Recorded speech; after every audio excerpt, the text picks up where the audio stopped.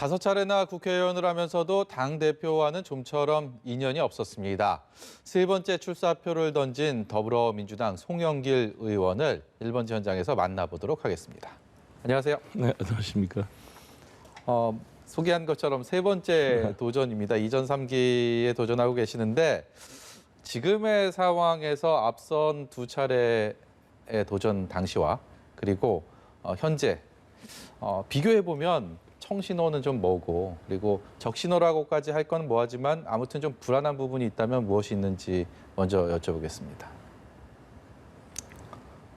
많은 당원 대의원 동지들을 만나보면 고생했다 송영길, 할 때 됐다 송영길 이렇게 격려를 보내주고 계십니다. 예. 그런 이유가 제가 23년 동안 민주당의 한 길로 김대중, 노무현, 문재인의 길을 걸어왔고 또 무슨 각종 당을 위한 TV 토론이나 보궐선거 때는 선당 후사의 정신으로 열심히 뛰어왔기 때문에 고생했다고 인정해 주는 것 같습니다. 그때보다는 좀 더 그래도 여유가 있다. 그래도 네. 좀 더 자신감이 많이 붙었다. 이렇게 네. 봐도 되겠습니까? 아무래도 우리 당원들께서 이번 당대표를 선택하는 가장 중요한 기준은 돌아선 민심을 누가 다시 쌓아놔서 예. 내년 3월 9일 대선에 승리를 가져올 수 있을 것인가가 중요한데 제가 5선 국회의원에 인천광역시장도 역임한 그런 경륜을 가진 후보로서 보다 안정감 있게 당을 끌어갈 수 있지 않을까. 또 공정하게 대선을 관리할 수 있을 것이다 이런 평가가 있다고 봅니다. 말씀하신 것처럼 정말 민주당은 굉장히 어려운 시기고 또 굉장히 막중한 굉장히 중요한 일들이 앞으로 펼쳐지는 그런 상황입니다. 그렇기 때문에 이번에 거대 여당으로서는 쇄신과 변화의 필요성 그 어느 때보다도 그 관련된 목소리가 높았고 그래서 전당대회의 중요성, 당 대표의 중요성 굉장히 강조돼 왔는데 네. 뭐 이렇게 생각만큼 흥행이라고 할까요? 뭐 이렇게 관심을 끄는 그런 건 없는 것 같아요. 보통 이 당의 대표 선거가 그렇습니다. 이게 대선 후보를 뽑는 게 아니기 때문에 예. 있지만 우리 당 내부에서는 많은 관심을 가지고 있습니다. 예. 그 출마 선언문 보니까요. 민주당 뭐 이름만 빼고 다 바꿔야 된다. 개혁과 혁신만이 살 길이다라고 말씀하셨는데 개혁도 좋고 혁신도 좋고 반드시 필요한 것들인데 그래도 가장 절실하고 간절한 부분이 있다면 무엇이라고 생각하십니까? 제가 출마 선언에서 가장 핵심은 백신 문제를 빨리 확보하는 것을 잘 뒷받침해서 우리 정부가 주장한 대로 집단 면역이 가능하도록 만들므로써 영업시간 제한도 풀리고 서민들의 경제 활동이 일상화되도록 만드는 게 가장 중요한 민생 과제이고 목표이라고 봅니다. 예. 두 번째는 부동산 문제를 해결해서 우리 서민들에게 자기 집 문제가 해결될 수 있도록 집값을 안정시키는 것이 두 번째고요. 예예. 나머지는 국외적으로는 이제 반도체 전쟁에 살아남는 것, 기후 변화에 대응하는 것. 오늘이 또 4.27 판문점 선언 3주년인데 이 닫혀진 남북 관계의 새로운 실마리를 찾아내는 것, 이 세 가지를 이야기하고 있습니다. 그래서 저는 이 5가지의 과제를 송영길이 풀어보겠다. 문재인 정부를 뒷받침해서 성공적 마무리를 하겠다 이렇게 이야기하고 있습니다. 5가지 중에서도 가장 처음에 두 번째 들었던 그러니까 백신 관련해서는 정부의 계약이 확대가 돼서 좀 네. 수급에 문제가 없을 것이다라는 발표가 있었고요. 네. 두 번째 이 부동산 문제는 여전히 현재 진행 중인데 그렇습니다. 이 공약을 보면 당권 레이스 초반에 LTV DTI 규제 60에서 80%까지 완화해야 된다 이런 주장을 하셔서 눈길을 많이 끌었습니다. 이 부분 현실적으로 가능한지에 대한 거는 좀 따라붙는 것 같은데 어떻습니까?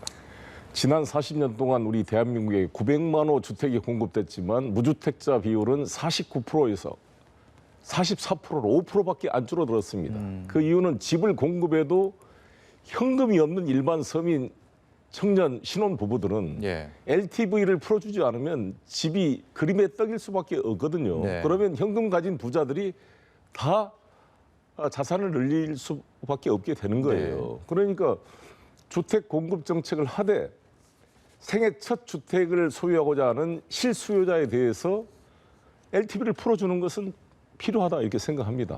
문재인 대통령께서도 실수요자 대책을 세우라는 말씀이 있었고 그래서 제가 당대표가 되면 이러한 생애 첫 주택을 구입하고자 하는 실수요자들에 대해서 LTV를 풀어줘야 된다 이렇게 생각하고 있습니다. 그게 90%냐 80%냐 이거는 정부와 협의를 해서 조정하더라도 예. 일단 이걸 풀어줘서 사다리를 만들어줘야지 집값 오를 것 같으니까 풀어주지 말자. 너는 평생 월세집이나 살아라. 이렇게 하면 누가 동의할 수 있겠어요. 희망의 사다리가 없어지는 겁니다. 임금 인상 하지 말자. 물가 오르니까. 그와 같은 논리다. 이렇게 생각합니다. 오늘 홍익표 정책위의장이 종부세는 가장 후순위로 좀 논의를 해봐야 된다. 손을 네. 내는 것은 이런 얘기를 했는데요. 이 종부세 관련돼서는 송 후보께서는 어떤 견해 갖고 계십니까?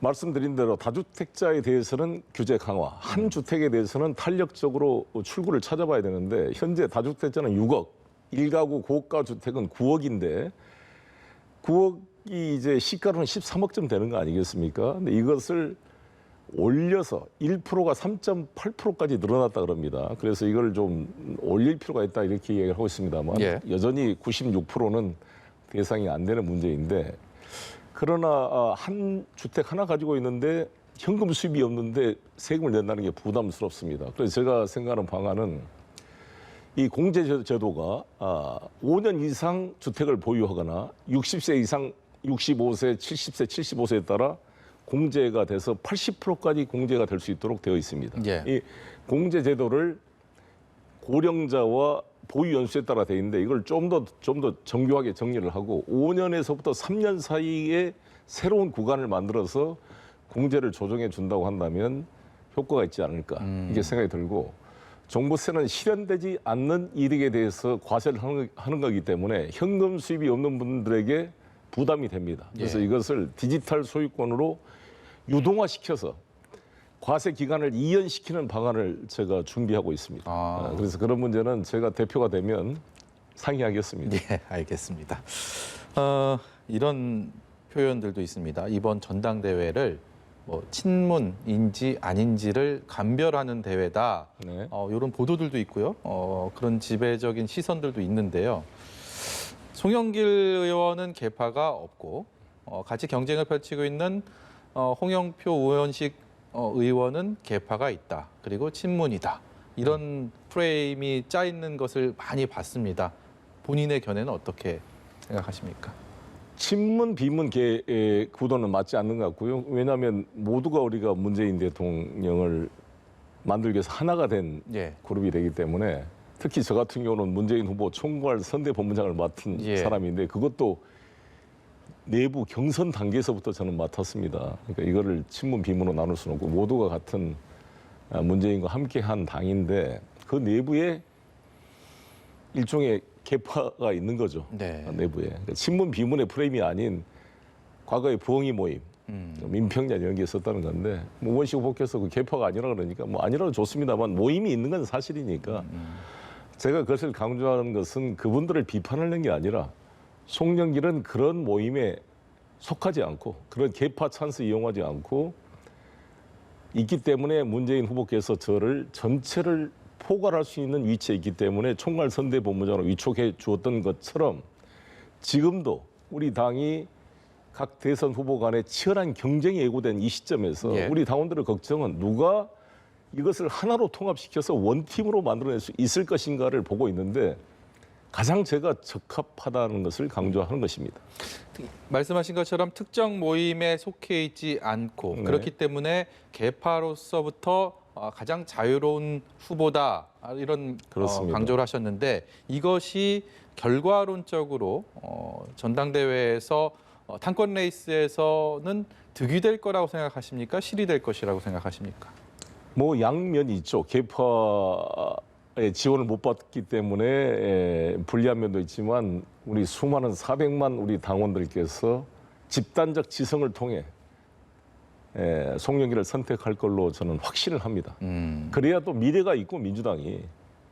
그래서 제가 송영길을 선택하는 것은 변화의 시작이고 기회가 평등하고 과정이 공정하고 결과가 정의롭다는 문재인 대통령의 취임사의 원칙이 예. 제대로 실현된다. 민주당에서 그 가능성을 확인하는 계기가 될 것이다. 이렇게 저는 강조하고 있습니다. 내일부터 당원들 온라인 투표 시작되잖아요. 그렇습니다. 자체적으로 캠프에서도 이번 판세 어떤지 여러 가지 데이터 돌려서 분석하고 계실 텐데 말씀 좀 들어보니까 많은 기대를 갖고 계시는 것 같고 승산도 좀 있다고 보시는 것 같은 느낌이 들었습니다. 제 느낌이 그렇습니다. 맞습니까? 그렇습니다. 큰 흐름이 만들어지고 있다고 생각합니다. 예. 그런데 이 우원식 홍영표 후보는 송영길 후보에 대해서 문재인 정부의 국정 철학이나 민주당의 가치와 맞지 않는 주장을 펼친다라고 지적을 했습니다. 그렇기 때문에 더 위험하다. 어떻게 보면 두 후보가 송 후보를 2대1로 좀 협공하는 그런 모습이 아닌가 이렇게 비춰지기도 하는데요. 본인은 어떻게 느끼십니까? 그렇게 협공을 한다는 것은 제가 앞서가고 있다는 반증이라고 보여지고요. 가치 안 맞는다 이런 것은 어떻게 보면 대단히 가치를 지키는 것처럼 보이지만 또 다르게 보면은 너무 협소하고 새로운 탄력성이 없는 당으로 보여질 수가 있습니다. 우리 민주당은 이념 정당이라기보다는 일종의 혼재된 다양한 계층을 모으는 통합 정당이라고 볼 수가 있거든요. 노무현 대통령께서 한미 FTA를 추진했을 때 우리 우원식 의원님이나 이런 분들이 상당히 반대했습니다. FTA를. 그때 저는 FTA를 찬성을 했습니다. 그때 노무현 대통령의 FTA 추진에 대해서 정체성이 안 맞다고 공격하는 분들도 많았습니다. 그러나 지금 돌이켜보면 그때 노무현 대통령께서 FTA를 추진 안 했으면 우리가 국제무역 질서 속에 얼마나 고립되었을 것입니까? 예. 나는 그럴 때 저는 송영길은 FTA를 찬성을 노무현 대통령 지지했다고 송영길을 제명시켜라 이런 의원도 있었습니다. 예. 그렇지만 저는 지나고 보면은 저희가 맞지 않았습니까? 네.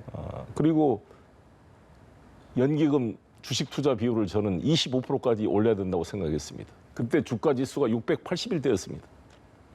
지금은 3,000이 다가가잖아요. 그때 제 말대로 주가 지수, 주식 투자 비율을 4%일 텐데 10%만 늘렸어도 얼마나 연기금이 커졌겠습니까? 그것도 사실 그때 많은 운동권 출신 의원들은 부정적이었거든요. 네, 그런 걸 보면 우리 당이 항상 유연하게 변화될 필요가 있다 이렇게 생각합니다. 그리고 이제 불안 이야기를 하는데 변화는 항상 불안이 대동한 면이 있습니다. 노무현 대통령께서 혜성처럼 나타났을 때 여의도 기득권 정치는 여야를 불문하고 불안하게 생각했습니다. 저 역시 그때 그렇게 생각한 면이 있었기 때문에 그러나 저렇게 보면 새로운 변화의 시작이고 기득권층에는 불안하게 보일지 모르지만 소외된 일반 사람들에게는 새로운 변화에 대한 희망인 것입니다. 송영길의 선택은 지금 계속 당권을 유지해온 분들한테는 불안하게 보일지 모르지만 일반 대다수 당원들한테는 민주당이 새롭게 변화될 수 있다는 희망을 제시하는 것이다. 이렇게 저는 주장하고 있습니다. 송영길이 불안했으면 홍영표 의원께서 저를 문재인 후보 총괄 선대본부장으로 맡아달라고 부탁을 했어요. 예. 노영민, 임종석 실장이 저한테 와서 부탁을 했습니다. 그래서 큰 대가 없이 잘 대선을 승리로 이끌었던 거 아니겠습니까? 예. 물론 제 혼자 했다는 게 결코 아니죠. 그러나 그래도 촛불혁명의 힘으로 된 거지만 제가 그 역할을 큰 문제 없이 잘 수행한 것은 사실이다. 이것을 말씀드리겠습니다. 경쟁을 펼치고 있는 두 후보에게 이렇게 많이 맺히신 게 있고 이러신 건 아니시죠? 그렇습니다.